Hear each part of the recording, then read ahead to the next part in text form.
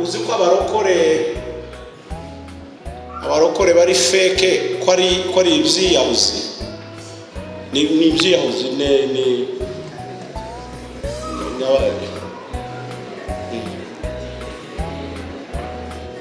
ibyihebe. Uzi kubyuka mu rugo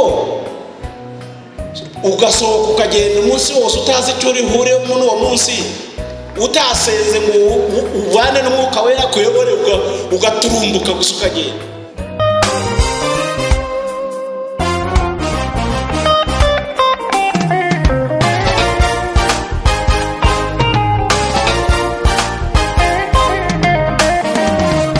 Ushobora gukora ibirenze ibyo dusenga, dusaba n'ibyo dutekereza byose ikoresheje imbaraga ziri muri twebwe. Izo mbaraga kugira ngo zikoreshwe ugomba kuvoma kugeza aho zuzura. Niyo mpamvu ijambo ry'Imana ridusaba kugira ngo ubumwe, communion, kugira ngo ubusabane n'umwuka wera. Umwuka wera twahawe ntabwo ari umwuka wo kuvuga ku ndimi nshya. Kuvuga ku ndimi nshya ni ikimenyetso ko umwuka wera ahari, ariko umwuka wera icyamuzanye. Yesu yabwiye abigishwa be, arababwira ngo nzabohereza umwuka wera azamufasha. Murabuzumva? Ndabona hari abasinziriye. Njye ntabwo nasinzira, ndimo numva ko muri njye mfitemo imbaraga Imana ikoresha. Ngomba gutekerezaho ngo se kubera iki zidakora, nakora iki, Imana irambwira iki. Uzuza voma wuzuze kugera ku ngara kugira ngo Imana igukoreshe.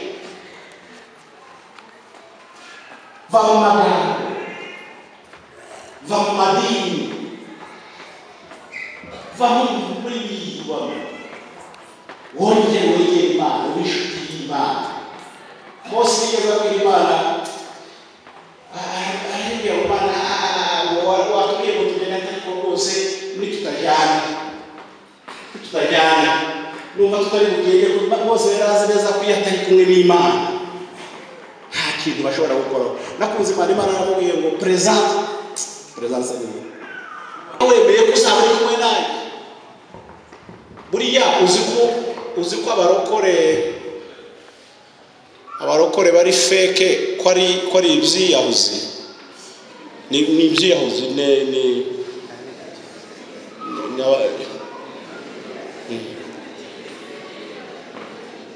ibyihebe. Uzi kubyuka mu rugo ugasohoka ukagenda umunsi wose utazi icyo uri huremo n'uwo munsi, utaseze ngo uvane n'umwuka wera kuyobore, ugaturumbuka gusa ukagenda. Ni ibyihebe. Ni kugaragariza ko nta Mana uzi, ugenda nk'impumyi. Ijambo ry'Imana ratubwira ngo ijambo ryayo ngo nitabaza rimuri kiriki. Abarokora icyo mfa nawe imirongo muri Bibiliya irarunze mu mitwe no mu mitima, but for what bimasiki cyo ni ikibazo kindi gikomeye.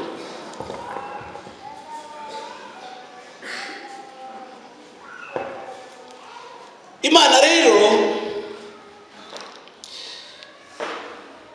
yaduhaye uwo mwuka wera ngo muri twebwe kugira ngo atuyobore mu kuri no kwezwa no mu rukundo. Niyo mpamvu abayobowe n'umwuka wera ari bo bana b'Imana, kandi abo bantu baramenyekana n'aho batuye no mu midugudu no mu tugari n'aho bakorera baramenyekana. Kuriho muri quartier wawe, muri quartier yawe ugomba kuba uri wa muntu abantu bose batinya no kwegera, wa muntu nuka ari abantu banukira quartier. Warangiza ku cyumweru Bibiliya, indirimbo,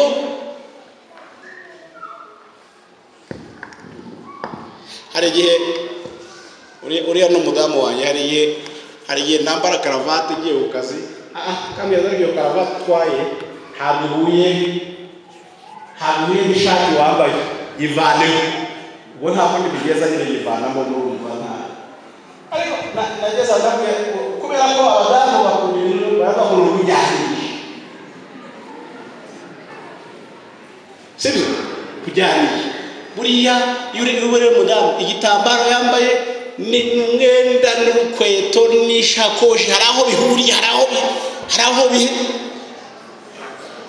sibyo arageza ndamubwira ariko wundi ukuntu dukunda kujyanisha yaba ariko twajyanishaga n'umwuka wera bari ko wari saba kabisa umwuka wera akakureba akavuga ati urajyanishije kabisa ntaho se twebwe twirirwa kujyanisha se hanyuma ngo bizagende gute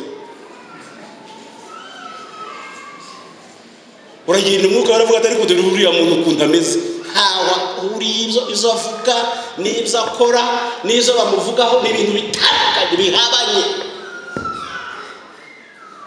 hanyuma ngo Yesu ashimwe ubwo nigeze mwira umuntu hari abantu basuhuza ngo Yesu ashimwe bene data nkamwihorera kubera ko mba mbona ko ameshe kandi n'umuntu barokore dusengana nzi kuri ba muzaha so urambwira ngo ndi mwene so data nta data duhuriyeho nawe kukubwira nawe ngo uraho mwene data nanjye ngiye kwishyira mu bibazo mwene data waheye wande sonde cyangwa wasubiye kuba kwa kundi wari umeze sibyo naje gusanga imana buriya ntabwo nari nyizi neza nari ntarayimenya imana ntabwo iduha imbaraga mu nkurikire neza ntabwo iguha sitoke y'imbaraga ngo ufite imbaraga imana yarazimpaye ntibishoboka ijambo ry'imbaraga tubwira ngo imana ahubwo igomba kuduhindukira imbaraga nizo mbaraga zacu hari indirimbo twaririmbaga ngo Yesu ni imbaraga kuba mwize no kuvuga imana ntabwo iguha imbaraga ngo ivuga ngo ndaziguhaye genda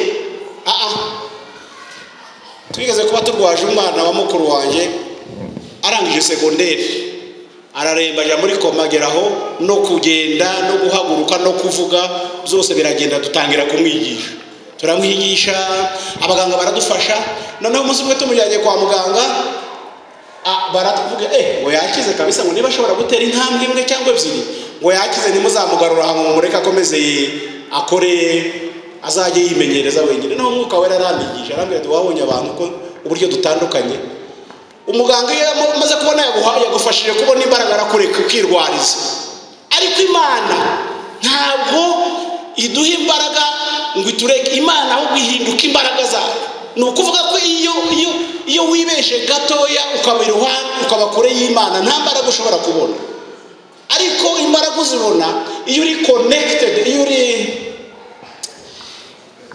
iyo ufitanye ubusabane n'Imana iyo uri kumwe n'Imana niho ugira imbaraga imana nizo mbaraga zacu ntabwo iduha imbaraga ntabwo imana yakwemera kuguha imbaraga kubera ko wanazikoresha mu mafuti ariko iyo ibashuwa yuko ikomeje kukubera imbaraga ndaribajije pasiteri yenda azadusobanurira abantu bariya bigishwa ba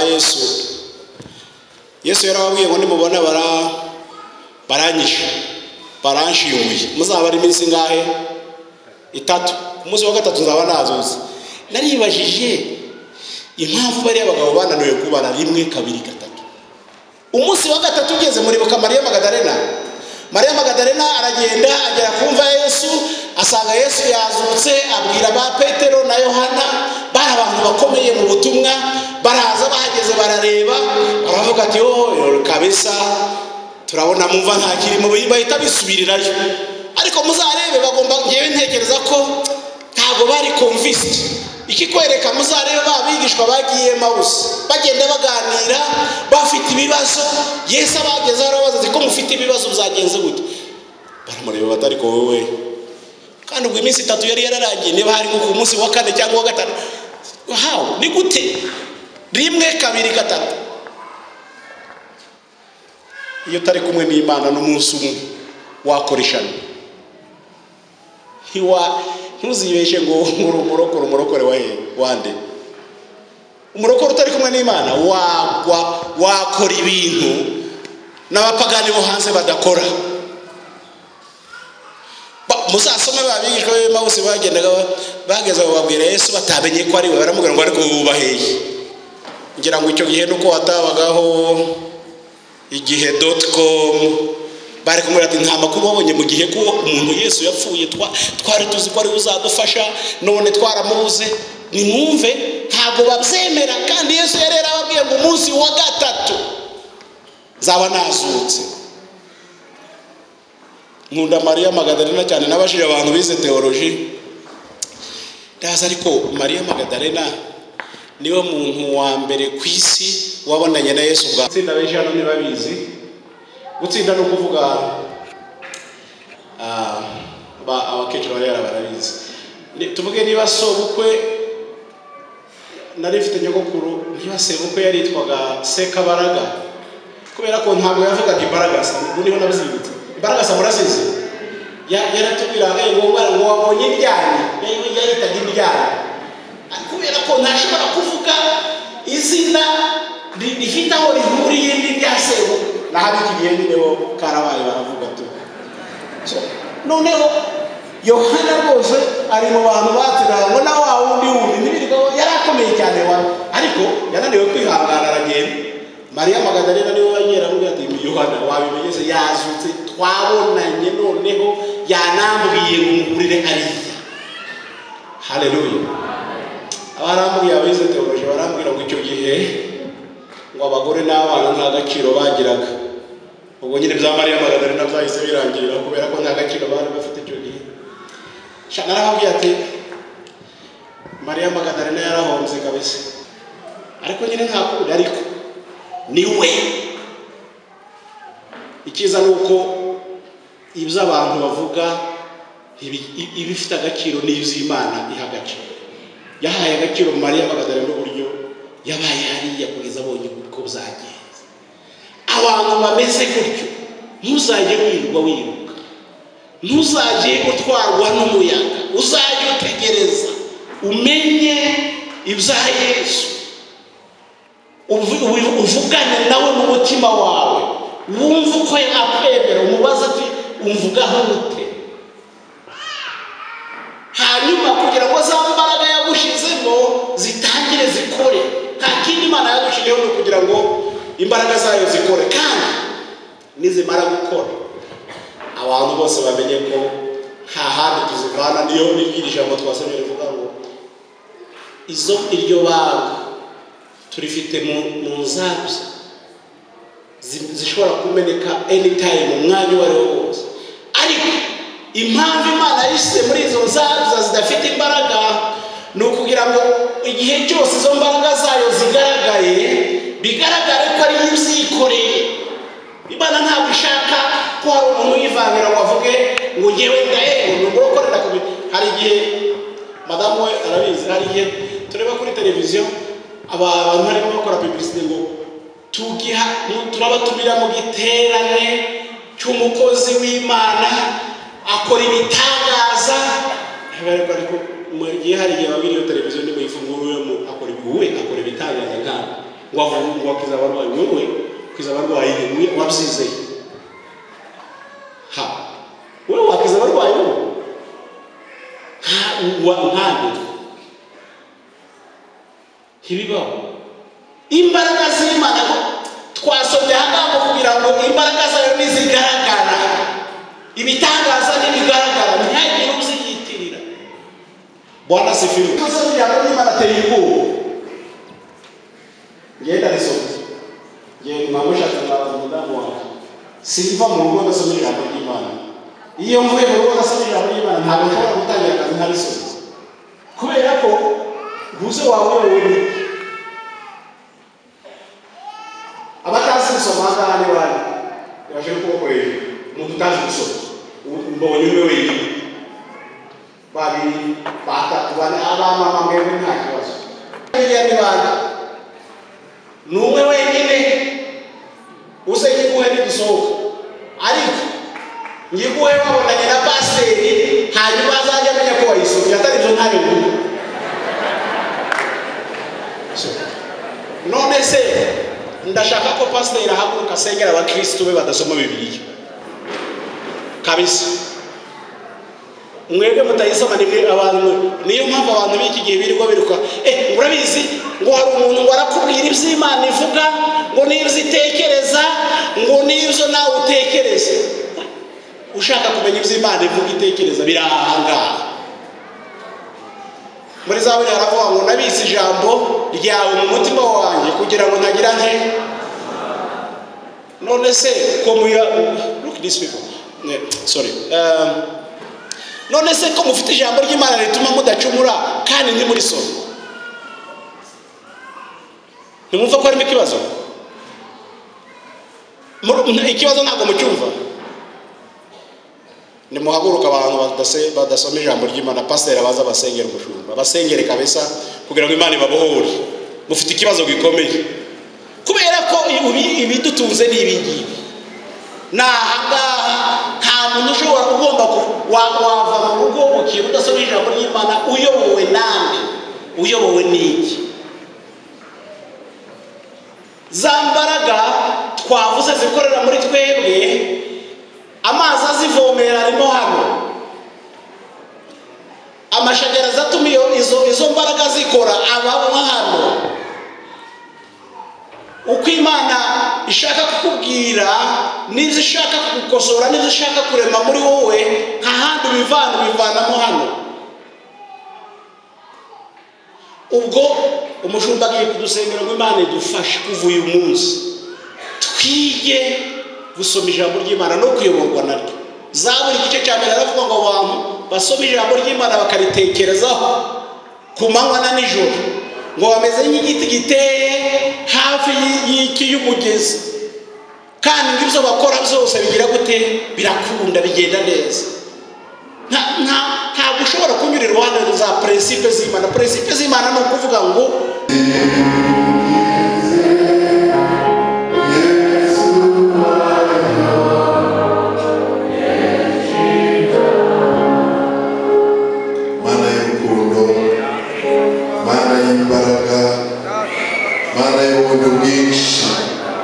ijambo ryatubwira yuko kuza ari w'isi cyane byatumye utanga umwana wawe w'ikinege kugira ngo umwizera wese ataribuka ahubwo ahabwe uhoraho.